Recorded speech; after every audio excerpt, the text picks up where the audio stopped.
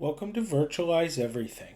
Tonight will be episode 3 of our Setting Up an SSD Cache Drive on Your ZFS Pool video series. This video series was meant to cover both setting up a write cache and a read cache, and we have done that in parts 1 and parts 2.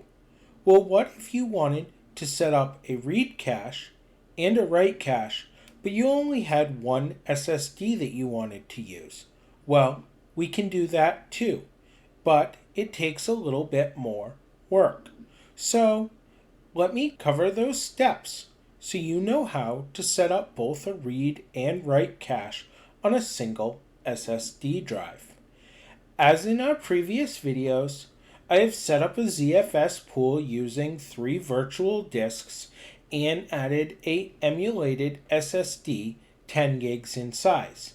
Now these sizes are all just picked at random, but they really have no meaning. You can do these same tasks with drives of about any other size. And SSDs in size of 128 or 240 gigs are very common to use for projects like this. So here is our VM that we have set up running Proxmox for this demonstration, just as we have done in the 2 other previous videos. And if I select our ZFS pool and click details, just as you can see, there's no cache drive or log drive added at this time. So now we can go ahead and open up our shell, and we can start running the commands that we need to take and perform adding both your read and write caches to this ZFS pool. First thing we need to do, just like we've done in the 2 other previous videos, is run an ls blk. And we can identify that SDE is our 10 gig SSD that we've added, and this will be the name of the drive we're working with. This may differ on your server, and you always want to identify this drive. Also, at this moment, as I can hear them in the background, I would like you to please forgive the sound of our new hard drives. We have recently done an upgrade, and they're a bit noisier, and I have not found a good solution for dampening them. So I am sorry about that. It is something we're working on.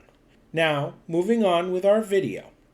The first command we need to run after running our lsblk and identifying the drive we'll be working with is called SDE, is going to be fdisk.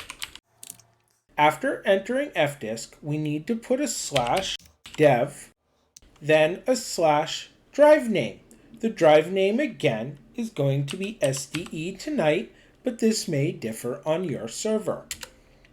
Pressing enter, we're presented with this screen. I'm going to press N for new, P for primary. We're going to call this 1.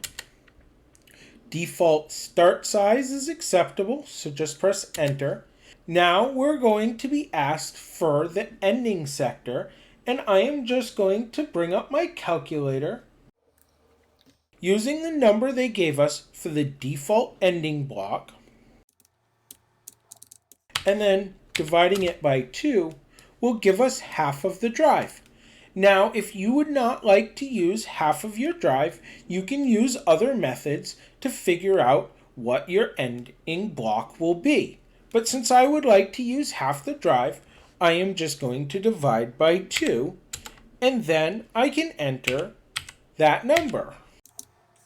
0.5 is going to be a little hard to enter, so we're just going to round it down. You can round up if you'd like, doesn't really matter. And then I'm going to press enter, and then finished by pressing W and enter again to write this configuration to the SDE drive. Now, when I run an lsblk, you can see that I now have a partition called SDE1 added to this drive. Now, in order to create our write cache or our read cache, our second cache, we need to create a second partition. To do that, we can again perform the fdisk, and we can press N again, just another primary. This time we're going to enter 2 for SDE2, use our default start, use our default end, and press W to write all of this to the drive. Now, again, running lsblk, we can see that we have added a second partition to the SDE drive. Now it is time to enter our commands to create both our level 2 ARC, our read cache, and our ZIL, our write cache, for our ZFS pool. To do that, we're going to enter zpool, add the name of our pool, in this case tonight, part 3. Then we're going to enter log and SDE1 for the partition that we would like to use for our ZIL or write cache. Then we can press enter and it is added. Now let's form the command to add our read cache. zpool add part 3 cache and SDE2. There you go.